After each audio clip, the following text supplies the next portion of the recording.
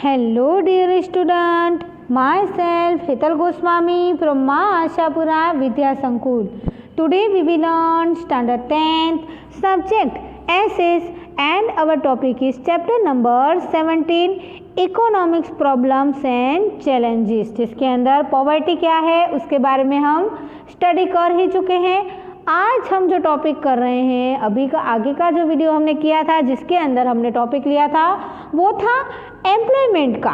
तो एम्प्लॉयमेंट के बारे में मैंने आपको दिखाया था कि किस तरह से भारत के अंदर 15 से लेके 60 साल के जो लोग हैं वो अपनी इच्छा के मुजब कार्य करना तो चाहते हैं पर वही कार्य उन्हें नहीं मिल पाता है, उसे हम एम्प्लॉयमेंट के नाम से जानते हैं। इसी तरह से भारत के अंदर अलग अलग टाइप्स के जो एम्प्लॉयमेंट हैं वो हमें दिखने को मिलते हैं। तो पेज नंबर 40 पे हमने देखा था कि सीजनेबल एम्प्लॉयमेंट, उसके बाद देखा था वर्टिकलाइजेशन एम्प्लॉयमेंट, फिर देखा था स्ट्रक्चरल एम्प्लॉयमेंट, डिजाइडर्स एम्प्लॉयमेंट, इंडस्ट्रियल एम्प्लॉयमेंट और है एजुकेटेड एम्प्लॉयमेंट। तो ये जो सारी बेरोजगारी के जो लोग हैं अलग अलग प्रकार के उसके बारे में हमने देखा था।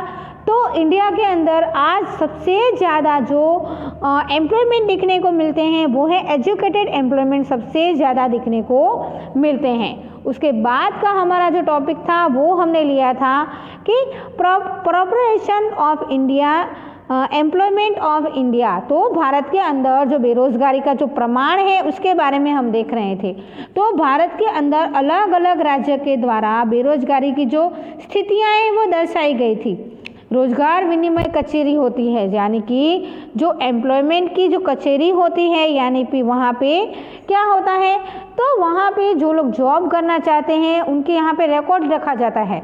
उसके द्वारा यहाँ पे कुछ NSS नेशनल सैंपल सर्वे के द्वारा भारत के अंदर जो बेरोजगारी की जो व्यापकता है उसका हमें यहाँ पे दर दर्शाया गया है।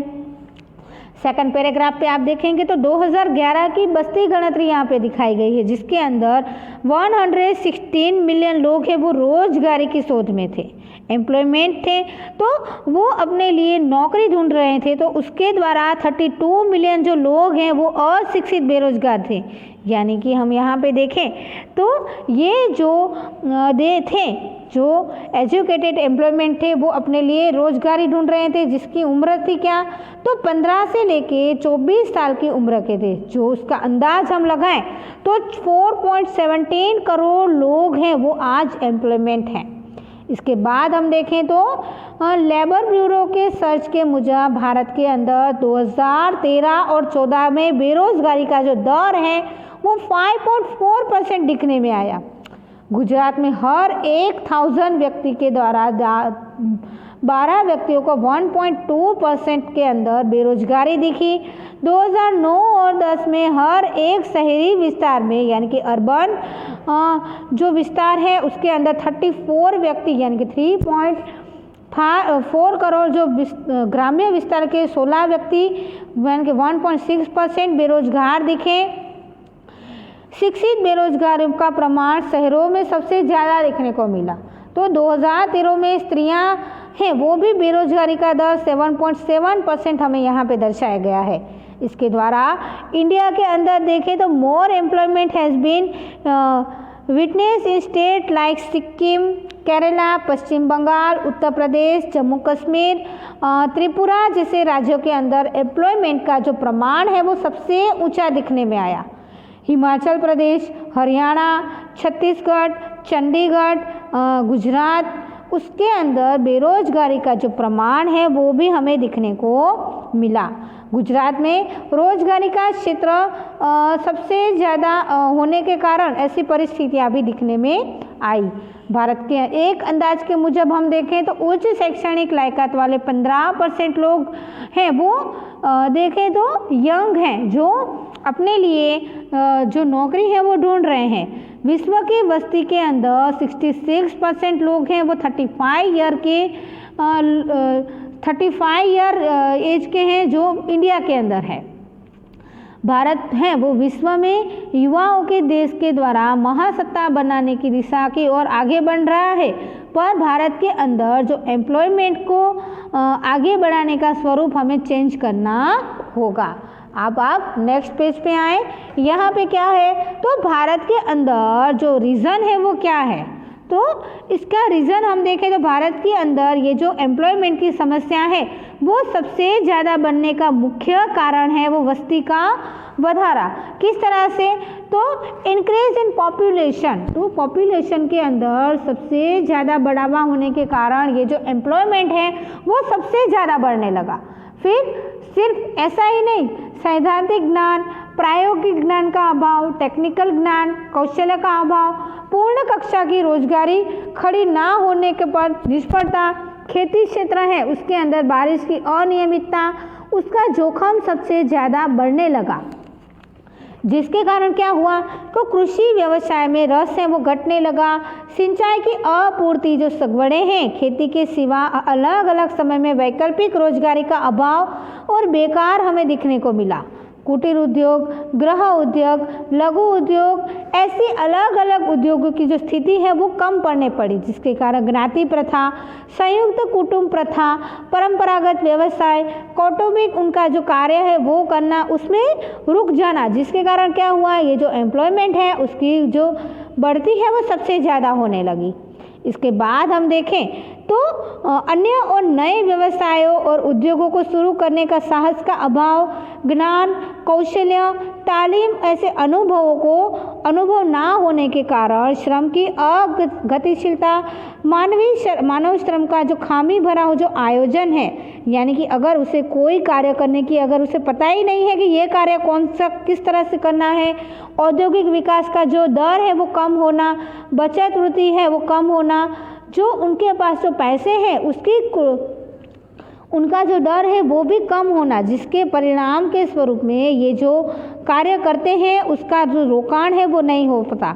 इसके कारण क्या होता है, ये जो एम्प्लॉयमेंट है उसके अंदर लाइक इन्वेस्टमेंट, तो वो कोई भी कार्य करने के लिए अगर उनके पास इन्वेस्टमेंट ही नहीं है तो वो कार्य वो अच्छी तरह से कर पाते नहीं हैं।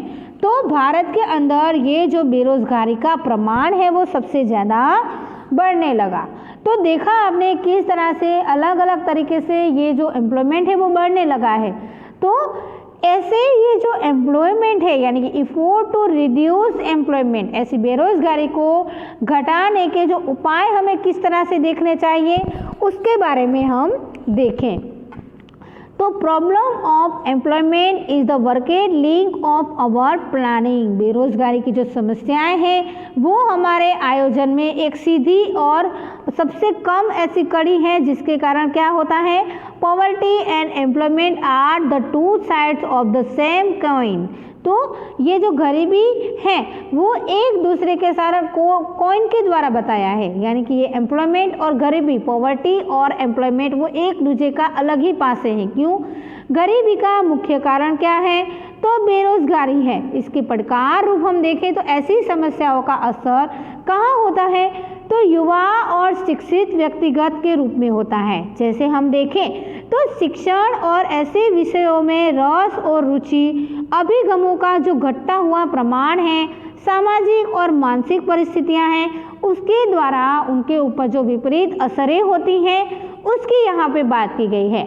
मनोवैज्ञानिक दृष्टि से हम यहाँ पे देखें तो रोजगारी के द्वारा मिलता हुआ जो भत्ता है वो उन्हें अच्छी तरह से नहीं मिल पाता, जिसके कारण क्या होता है वो बहुत ही दुखी हो जाते हैं, जिसके कारण लंबे समय तक वो बेकार रहते हैं और ऐसे युवान हैं वो असामाजिक और अनैतिक प्रवृत्तियों के साथ जुड़ जाते हैं। जैसे हम देखें तो जो कैफी पदार्थ होते हैं यानी कि जो स्वास्थ्य के लिए अच्छी नहीं होती हैं चीज़ें, जिसे हम देखें तो मादक द्रव्य की हेराफेरी में गैर कानूनी जो समस्याएं होती हैं, व्यवसाय होते हैं, चोरी होती है, लूटपाट होती है, कुछ ऐसी जो खंडली होती है, ऐसी गुनाहित कृत्यों के द्वारा वो है वो प्रेर जाते हैं, जिसके कारण सामाजिक और आर्थिक असमानताओं का सबसे ज़्यादा है वो मोल बढ़ जाता है, जिसके कारण क्या होता है तो वर्गभेद होता है, जीवन धोरण है वो नीचे आ जाता है, बेकारी और भाव वृद्धि की जो समस्याएं हैं,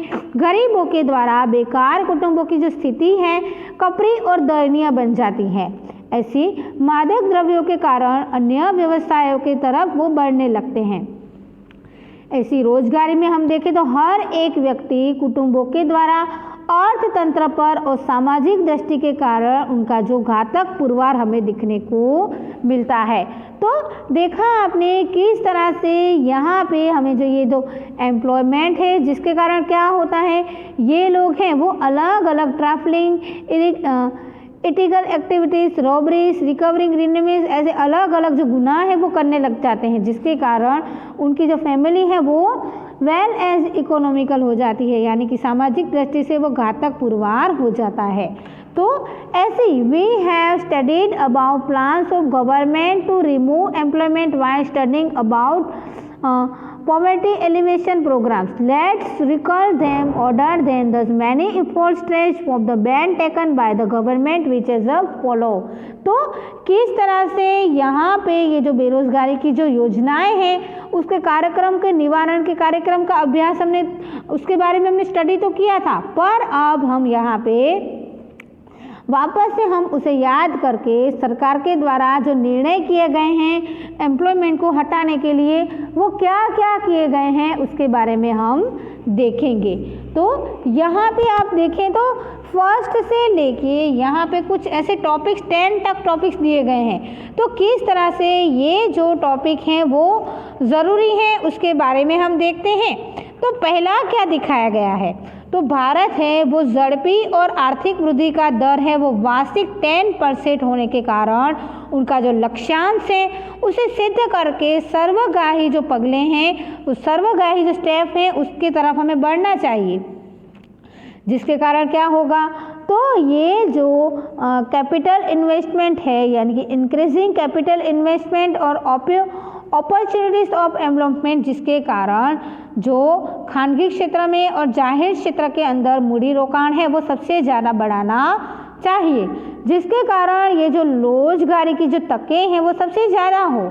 अर्थतंत्र यानी कि हम यहाँ पे देखें तो new field should be open for fast and balanced economical development along with development in agriculture sector, small and housing hold industries, cutting industry, coating industries, ऐसे अलग अलग इंडस्ट्रियों के अंदर ये जो क्षेत्र है वो बढ़ाने चाहिए, जिसके कारण सरकार को क्या हो जाए, तो in order in increased development government has started giving economic help, education, obtained training, countries throughout as a different schemes। यहाँ पे आके ये जो एम्प्लॉयमेंट है उसे हम घटा सकते हैं। सेकंड है कि government should lay stress on development of units using labor investment method for production of consumer goods, small and cotton industry, ग्रामोद्योग, handloom and handicraft skill for the increasing policy should be employed in the scheme. तो ये जो श्रम प्रधान उत्पादन की पद्धतियाँ हैं उसके आधार से जो वस्तुएं हैं उसका उत्पादन है वो बढ़ने लगता है। छोटे एकम होते हैं, बड़े एकम होते हैं, लघु उद्योग, ग्रामोद्योग। फिर देखें तो ये जो हैंडीक्राफ्ट और हैंडलूम के जो कार्य है वो उद्योगों के कारण उनका विकास है वो बढ़ना चाहिए, जिसके कारण ये जो योजनाएं हैं वो प्रोत्साहक नीतियों के रूप में हमारे सामने आए। थर्ड है ग्रामीण क्षेत्र के अंदर खेती के सिवा उनका जो समय है वो बेरोजगारी घटाने के लिए खेतरों के अंदर एक से ज़्यादा सबसे एक नहीं पर सबसे ज़्यादा पाक को उगा के उनकी पद्धतियों को विकसाना चाहिए। नई ज़मीन को खेदान के द्वारा बनानी चाहिए। प्रत्येक खेत के अंदर पानी और बिजली की सुविधाएं होनी चाहिए। छोटी और मोटी सिंचाई योजनाएं, डैम हैं, चेक डैम हैं, जलाशय हैं, जो नहर है, ट्यूबवेल है, बंद है, ऐसे सड़कों के बांधकाम की प्रवृत्तियां हैं, ऐसे खेती के संलग्न प्रवृत्तियां हैं। फिर देखें तो अलग अलग ये जो पॉन्ड्स हैं, कैनाल्स हैं, ट्यूबवेल हैं, activities of construction of road, activity relate of the agriculture, poultry, fishery, cattle rearing, dairy industry, programs of agriculture, ऐसे अलग अलग जो वनीकरण के जो कार्यक्रम हैं।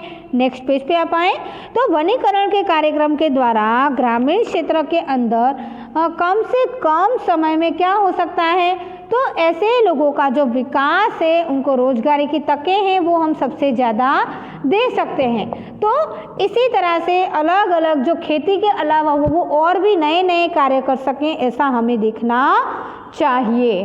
फोर्थ हम देखें तो ग्रामीण क्षेत्र के अंदर अलग अलग जो रूप हैं, तो किस तरह से अलग अलग जो स्थितियां हैं उसके द्वारा हमें ये कार्य करने चाहिए। उसके बाद का जो फोर्थ टॉपिक है वो हम नेक्स्ट वीडियो में देखेंगे। तब तक आप इसे घर पे रिवाइंड करें। Thank you very much, take care.